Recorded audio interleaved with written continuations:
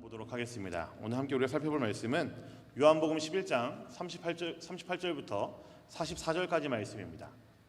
요한복음 11장 38절부터 44절까지 말씀입니다. 네, 다 찾으신 줄 알고 제가 먼저 보도록 하겠습니다. 제가 38절 말씀 먼저 읽겠습니다. 이에 예수께서 다시 속으로 비통히 여기시며 무덤에 가시니 무덤이 굴이라 돌로 막았거늘 예수께서 이르시되 돌을 옮겨 놓으라 하시니 그 죽은 자의 누이 마르다가 이르되 주여 죽은 지가 나흘이 되었음에 벌써 냄새가 나나이다. 예수께서 이르시되 내 말이 내가 믿으면 하나님의 영광을 보리라 하지 아니하였느니 하시니 돌을 옮겨 놓으니 예수께서 눈을 들어 우러러 보시고 이르시되 아버지여 내 말을 들으신 것을 감사하나이다. 항상 내 말을 들으시는 줄을 내가 알았나이다. 그러나 이 말씀하옵는 것은 둘러선 무리를 위함이니 곧 아버지께서 나를 보내신 것을 그들로 믿게 하려 함이니이다. 이 말씀을 하시고 큰 소리로 나사로야 나오라 부르시니 같이 보겠습니다.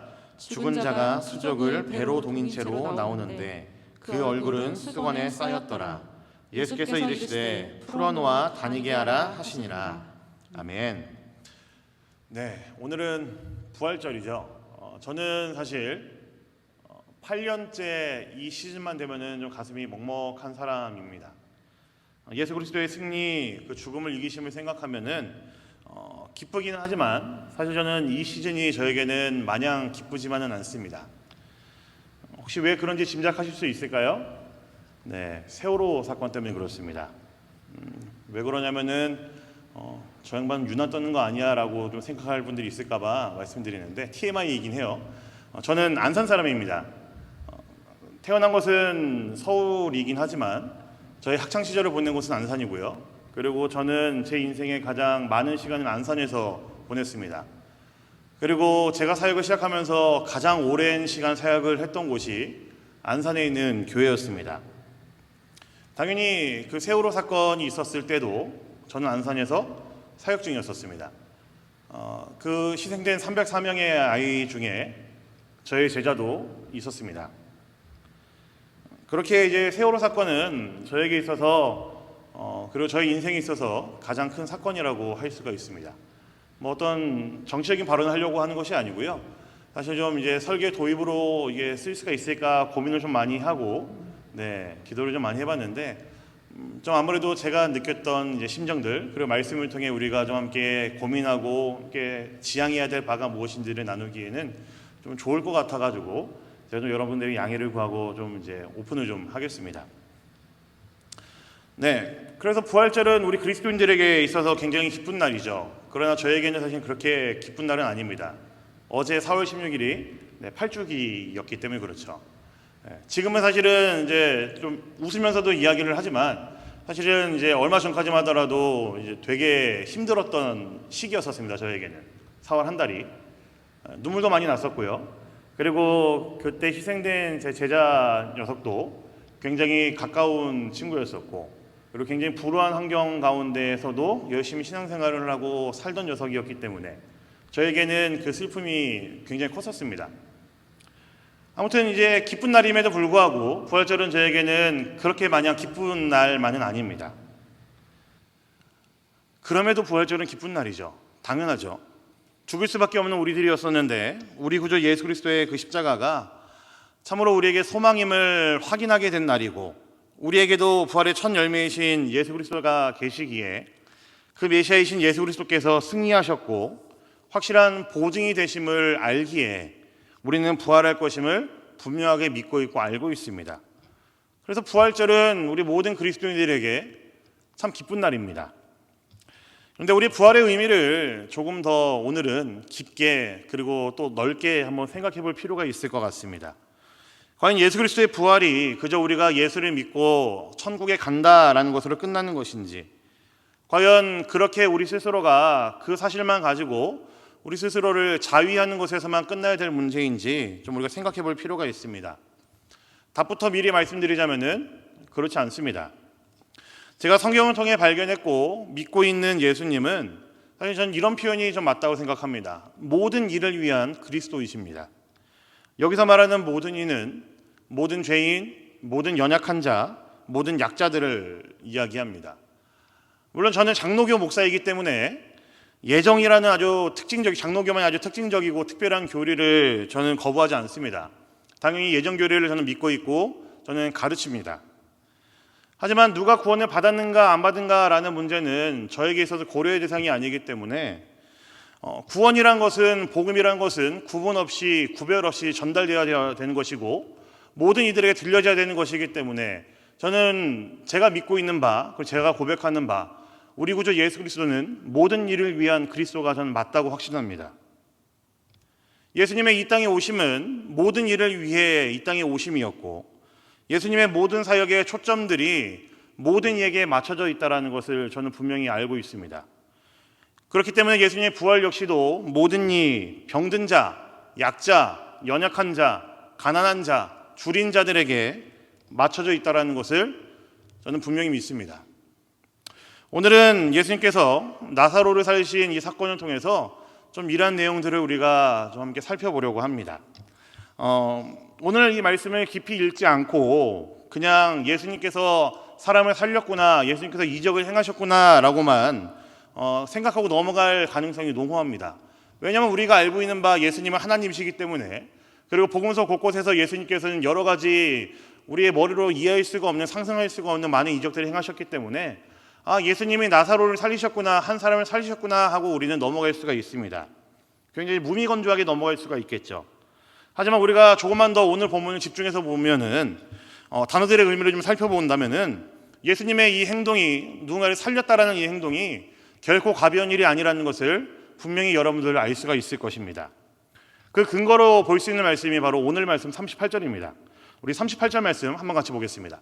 38절입니다. 같이 보겠습니다. 시작. 이에 예수께서 다시 속으로 비통히 여기시며 무덤에 가시니 무덤이 굴이라 돌로 막았거늘. 제가 아주 노골적으로 색깔을 다르게 해둔 단어가 있죠. 네, 어떤 단어가 보이십니까? 비통히 여기시니라는 단어가 보이시죠? 우리 이번에는 오늘 읽은 말씀이 아니고요, 조금 더 위의 말씀 33절 말씀도 함께 보겠습니다. 33절입니다. 보겠습니다. 시작. 예수께서 그가 우는 것과 또 함께 온 유대인들이 웃는 것을 보시고 심령에 비통히 여기시고 불쌍히 여기사. 자, 이번엔 어떤 단어들이 보이시죠? 역시나 노골적으로 여러분들의 답을 요구하는 힌트를 제가 드렸습니다. 어떤 단어입니까? 비통히 여기시고 그리고 불쌍히 여기사라는 단어가 있습니다. 사실 이 두 단어가 예수님께서 나사로를 살리셨을 때에 어떤 심정이셨는지, 어떤 마음이었는지, 어떤 상황이었는지를 우리가 조금 알 수 있는 근거가 되는 말씀들입니다. 아니, 그보다 더 부활이 어떤 의미인지, 그리고 우리 예수님께서 무엇을 위해 이 땅에 오셨는지 우리는 이 두 단어들을 통해, 그리고 오늘 사건을 통해 살펴보면은 아마 더욱더 선명하게 알 수가 있으리라 생각을 합니다. 비통히 여기다, 불쌍히 여기다 라는 이 단어의 원래 의미를 들여다보면은 우리가 알고 있는 한국말로 번역되어 있는 그런 의미가 사실은 조금 아닙니다.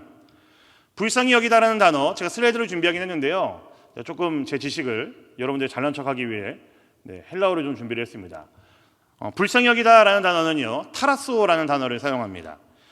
이게 어떤 의미냐면요, 우리가 생각하는 건 불쌍히 여기다, 딱하게 여기다, 마음에 아파하다, 이런 의미가 아니고요, 원래 이 단어가 갖고 있는 의미는 굉장히 심적으로 격동된 상태를 이야기합니다. 고요함이 사라지고 굉장히 감정이 이제 분출되어 있는 상태를 타라소라고 단어를 사용합니다. 몇 가지 예를 살펴볼 수 있는데요, 마태복음 2장을 보시면은 동방 박사들이 헤롯 왕에게 이스라엘의 왕 메시아가 태어났다는 이야기를 전달합니다. 그때 헤롯 왕의 반응이 바로 타랐습니다. 성경에 뭐라고 기록이 되어 있냐면요, 헤롯과 이스라엘이, 온 예루살렘이 듣고 소동하더라라고 되어 있습니다. 여기서 헤롯의 마음이 소동되었다라는 이 표현이 바로 타랐습니다. 어쩔 줄 몰라 하는 것이고 크게 놀라 있는 상태입니다.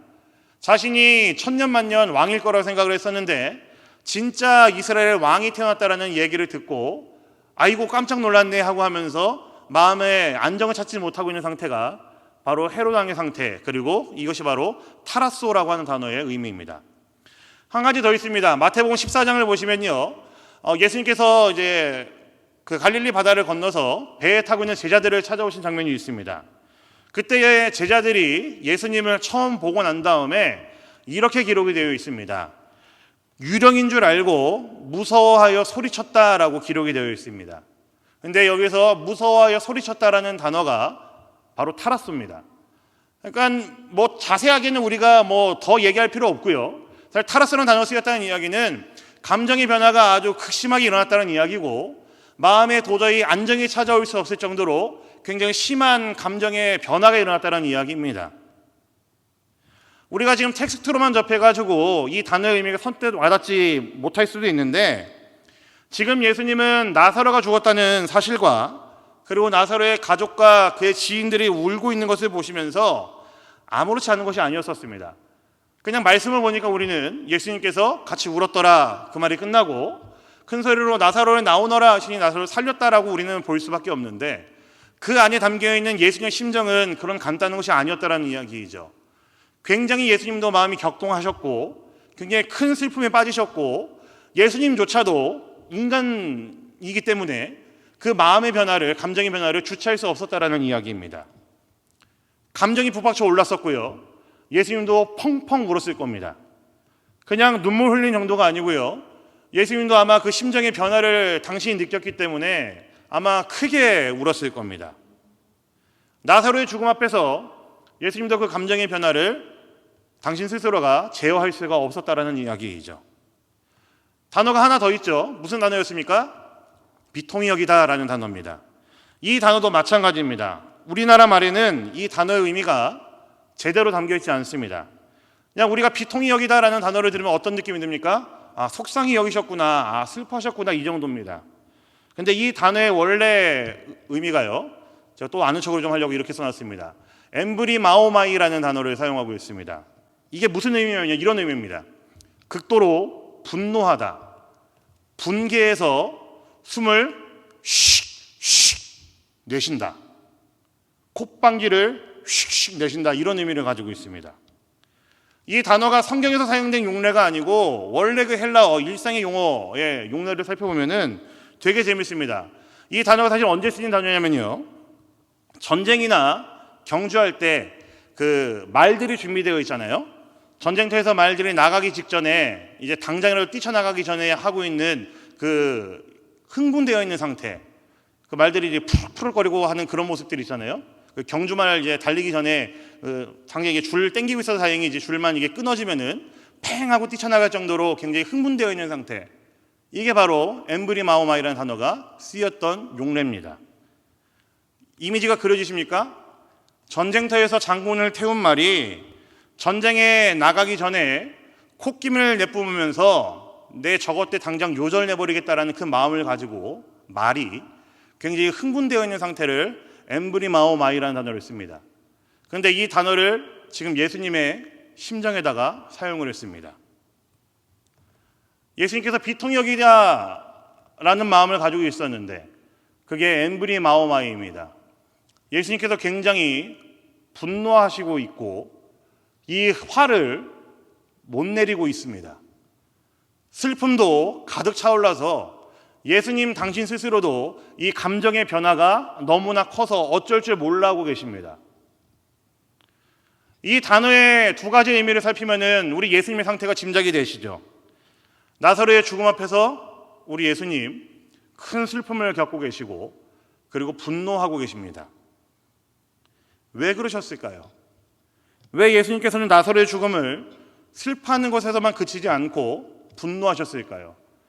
사실 우리가 슬퍼하셨다라고 그러면은 어느 정도 이해가 되죠. 아, 얼마나 사랑하셨으면은, 그 나사로라는 한 남자를, 한 인생을 얼마나 사랑하셨으면은 예수님께서 그렇게 감정을 못 참으시고 우셨을까, 슬퍼하셨을까, 어느 정도 우리가 이해가 됩니다. 그렇다면 여러분, 분노는 어떻게 이해하시겠습니까? 예수님의 분노를 어떻게 이해하시겠어요? 그래서 예수님의 심정을 우리가 들여다보면서 예수님께서 이때 느끼셨던 마음은 이렇습니다. 나사로라는 사람의 죽음에 있어서 예수님 슬퍼하신 거 분명합니다. 하지만 예수님께서 집중하셨던 것은 그 죽음의 결과, 사랑하는 사람이 죽었다는 그것뿐만이 아니고요, 예수님의 관심은 죽음이라는 것 자체에 관심이 있었다라는 이야기입니다. 예수님의 분노의 대상은요, 죽음이었습니다. 하나님께서 아름답게 창조해놓으신 이 세상에 죽음이란 것이 원래는 없었는데 뒤틀어 놓은 것에 대해서 예수님께서는 근본적이고 근원적인 것에 분노하셨다라는 이야기입니다. 하나님이 창조하셨을 때 이 세상은 아름다웠죠. 하나님께서는 그것을 기뻐하셨고 사랑하셨습니다. 그리고 하나님의 모든 그 지식의 총아라고 할 수가 있죠. 우리 인간을 창조하셨을 때는 더했죠. 하나님의 보물이었고 하나님께서는 심히 기뻐하셨다라고 성경이 기록하고 있습니다. 그런데 이 땅은요, 인간의 한순간의 잘못으로 인해서 오염되었습니다. 죄의 결과를 사람만 겪는 것이 아니고 온 세상이 같이 경험하게 되었습니다. 인간은 죄로 인해 죽음을 겪게 되죠. 하나님의 원래 창조하신 목적과는 상관없이 지금 이 땅에 잘못된 규칙들이 도배되어 가고 있습니다. 예수님의 분노는요, 바로 이 지점입니다. 하나님이 창조하신 것들이 어그러졌다는 것에 대한 분노, 죄로 인한 결과들이 지금도 도처에 깔려 있고 한 인간의 죽음을 경험할 수밖에 없게 만든 죄의 결과를 통해서 우리 예수님은 분노하셨죠. 그래서 예수님은 심한 격동을 느끼셨고 분노를 하신 겁니다. 죄라는 녀석이 얼마나 지독한 녀석인지, 그리고 그 죄로 인해 이 땅에 들어온 결과물들, 죽음, 고통, 아름답지 못함, 병, 부조리, 불의, 혐오, 폭력, 전쟁, 비난, 비판, 이런 것들에 대해서 예수님은 분노하신 겁니다. 요한복음 11장 43절에 보시면은 예수님께서 나사로를 부르실 때 이렇게 부르시죠. 한번 같이 볼까요? 보겠습니다. 같이 보겠습니다. 시작. 이 말씀을 하시고 큰 소리로 나사로야 나오라 부르시니, 예수님께서 그래서 나사로야 나오너라 하고 부르셨다는 것은요, 그냥 나사로를 부르신 것이 아닙니다. 제가 지금 이제 확성기를 가지고 마이크를 가지고 얘기를 하고 있어서 목소리가 증폭이 되긴 했지만 예수님의 큰 소리는요, 이 정도 수준이 아니었었습니다. 편하게 하신 이야기는 더더욱 아니었었습니다. 예수님께서는요, 모든 분노를 담아서, 그리고 그 죽음이라는 녀석, 죄라는 녀석에게 선전포고하고 계신 겁니다. 너 죽음아, 너 이제 끝났다. 너 죄야, 이제 끝났다. 죽음만이 있는 옛 시대는 이제 끝이 났고 내가 이제 새 시대가 열렸음을 보여줄 것이고, 그 새 시대를 내가 이 인류에게, 이 세상에게 내가 보여주고 경험하게 할 것이야. 예수님께서 나사로에 나오너라는 이 말씀에 담겨있는 의미가 바로 이겁니다. 죽음은 정복되었고 죄는 그칠 것이고 이제 이 땅은 새로운 육체로 새로운 시대가, 하나님의 나라가 시작된다라고 예수님께서 선전포고하신 겁니다. 전쟁터에서 장군이 말을 타고 있으면서 칼을 빼어들고 당장이라도 그 전쟁터에 들어가기 직전의 모습처럼 예수님께서 그렇게 선전포고하고 계신 겁니다. 죽음은 끝났고 죄도 끝났고 죄로 물든 이 시대도 끝났다라는 이야기이죠. 나사로를 살리신 것은요, 바로 이것을 보여주는 겁니다.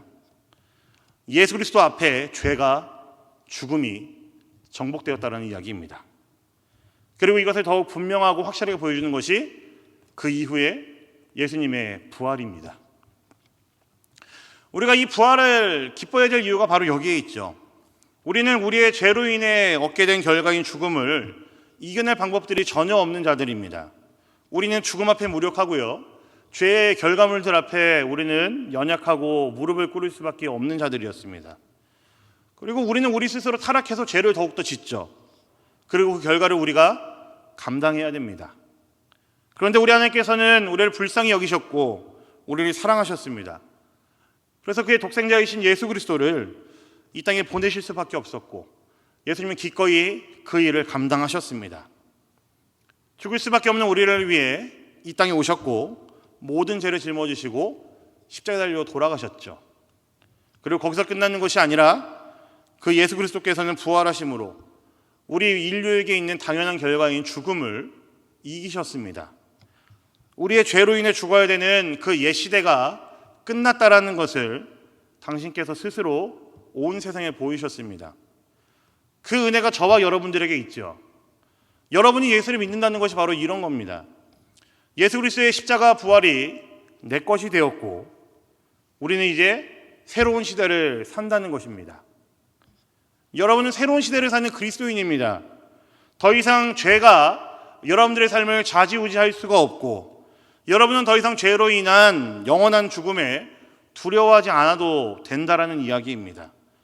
그래서 예수가 저와 여러분들의 유일한 소망이 되십니다.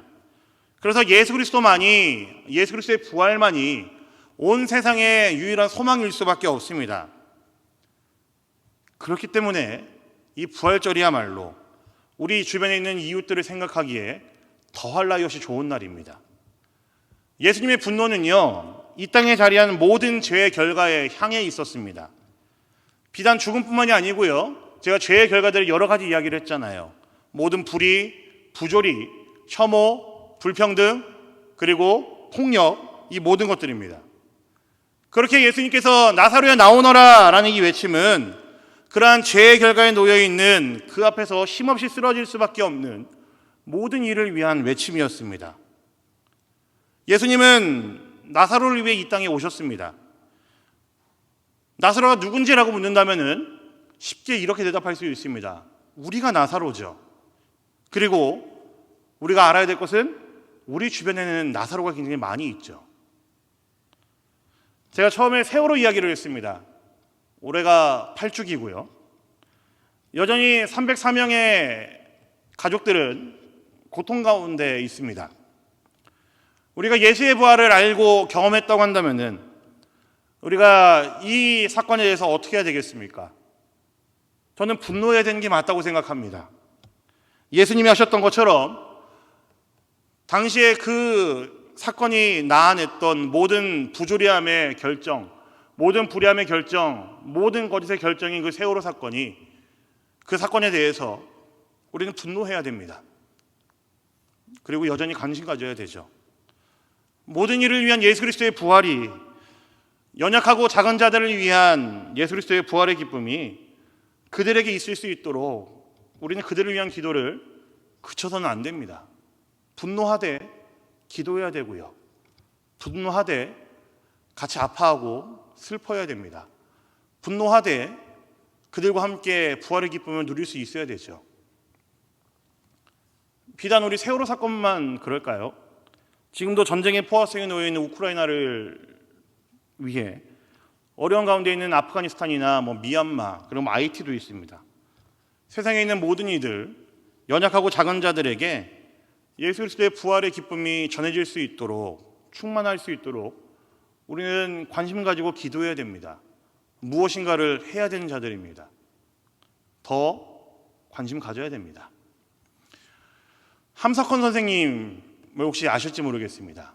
함석헌 선생님이 이런 말을 하셨어요. 저한테는 좀 오래도록 좀 마음에 남는 말인데, 이분도 이제 목사님이셨거든요. 그리고 이제 민중을 위해 여러 가지 집회를 하고 활동하셨던 분이셨습니다. 이분이 이런 말을 했습니다. 눈에 눈물이 어리면 그 렌즈를 통해 하늘이 보인다, 이런 말을 했습니다. 세상 도처에 깔려있고 널려있는 죄의 결과에 분노하되 여러분 기뻐하십시오. 그리고 우리 주변에 알고 있는 연약한 이들을 위해 슬퍼하며 울어주되 그들에게 그 기쁨을 전하고 그 기쁨을 같이 누리십시오. 부활의 기쁨이 전해지고 예수 그리스도로 인한 새로운 시대가 시작되었음을 알 수 있도록, 그들이 깨달을 수 있도록, 전해질 수 있도록 여러분들 관심 가지고 기도하셔야 됩니다. 우리가 그들을 위해 울 수 있고 그들에게 우리의 마음을 쏟을 수 있을 때에, 그때 우리는 참으로 새로운 시대를 분명하게 맛보게 될 겁니다. 우리의 눈에 눈물이 아리울 때 그들을 향한 비통한 마음을 가지고, 그 모든 일들을 향한 불쌍히 여기는 그 마음을 가지고, 타라소, 엠브로 마오마이, 이 두 가지 마음을 가지고 그들을 바라볼 때에, 그들과 함께할 때에 우리는 그 눈물의 렌즈를 통해서 하늘을 보게 될 겁니다. 새로운 시대가 열리고 있음을 다시 한번 확신할 수 있게 될 것이고, 그들과 함께 맛볼 수 있을 것이고, 그들과 함께 누릴 수 있을 것입니다. 이제 곧 부활의 주님 예수님 다시 오시죠. 다시 오실 때 이미 선언하고 선포하셨으니 우리 삶을 갉아먹고 있던, 우리를 피곤케 하던 그 모든 죄의 뿌리들은 사라질 것입니다. 그날을 기대하시면서 우리의 왕 되신 부활의 주님, 당신께서 직접 부활하심으로 우리에게 보여주신 복음으로 인한 새로운 시대, 그 하나님의 나라를 여러분의 삶에서 마음껏 누리며 사는 여러분 모두가 되기를 원합니다. 부활의 주님을 기억하는 이때일수록 우리는 더 더욱더 연약한 자들을 위해 생각할 수 있어야 됩니다. 우리 주변에 있는 나사로를 찾으시고 그들을 위해 눈물을 흘려주시고 그들을 위해 분노해 주시고 그리고 그들과 함께 부활의 기쁨을 같이 누릴 수 있는 사랑 우리 대림교회 모든 청년부가 되시기를 우리 주님의 이름으로 간절히 부탁드립니다. 아멘. 네, 우리 말씀 기억하시면서 함께 찬양하면 좋겠습니다. 아마 좀 생소하실 수도 있는 찬양일 것 같아요. 우리 주 하나님 함께 찬양하시고요. 어제도 계셨고 오늘도 계시고 앞으로도 영원히 우리 함께 하실 그 부활의 주님, 우리 인생의 주인, 이 온 세상의 주인이신 그 하나님을 이 시간 함께 찬양하시고 기도하며 나가도록 하겠습니다.